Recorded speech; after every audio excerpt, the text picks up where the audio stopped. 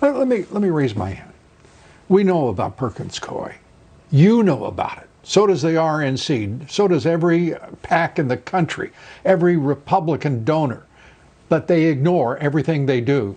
Mark Elias, why don't you guys put together $500 million and go hire him and get him out of your way? It's extraordinary. The president warns for months and months and months about mail-in ballots and the potential for fraud, and the Republicans do nothing, Stephen. Nothing. It's an outrage. Is wrong? Right. What's wrong with the Republican Party? Where is the outrage? It's really on the tens of millions of ballots. Where the hell are the Republicans? No signature checks. Where the hell are the Republicans? You're right, Where Lou. are they? Tens of millions of ballots nationwide, no signature checks, no citizenship checks, no residency checks, no age checks, no criminal record checks, not even checking if you're alive or dead? Are we a third world country? Are we a banana republic? What does it come to? If you count only legal ballots from U.S. citizens, let me tell you what this president gets 4 more years. Let me, and you know, from your lips to God's ears, the reality is that this president right now is fighting, and let's be straightforward about it. He's fighting all alone. And Ted Cruz has stepped up to say he'll argue before the Supreme Court. Why in God's green earth wouldn't the White House jump on it? Why shouldn't they accept that right now?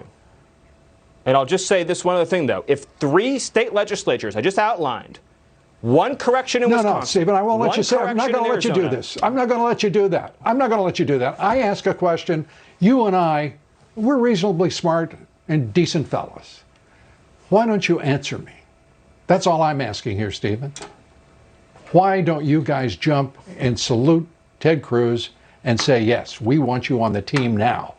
My God, this is not a time for internecine nonsense on the part of the Republican Party, which is watching its blood drain into the streets because they're gutless. You're right, Lou. You and I are great friends, and we have the same mind and the same thought on this issue. We are simpatico. And it is time for everyone involved in this process to stand up, do right by country, do right by God, do right by their conscience, and stand for the principle of one citizen, one vote. You'll have no argument and no quarrel with me on that, Lou. Not now, not ever. Except for one thing. What I asked you about was Ted Cruz. Well, Lou, as you know, I'm speaking today as a representative of the... Put your arms around him and welcome him into the leadership. I know you are. I know who you are, and I know what you do. You know me, and you know what I do. My job is to get answers to the questions I ask.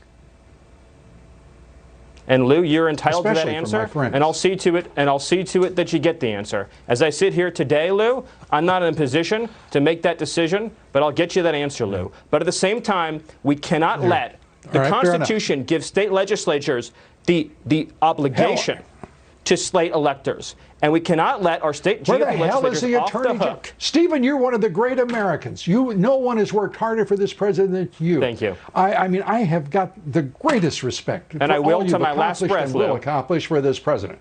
I know that.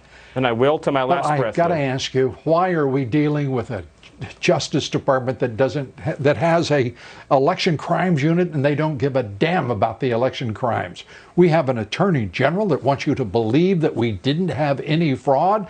They didn't find anything of any significance or sufficiency to suggest that the outcome of the election should be otherwise.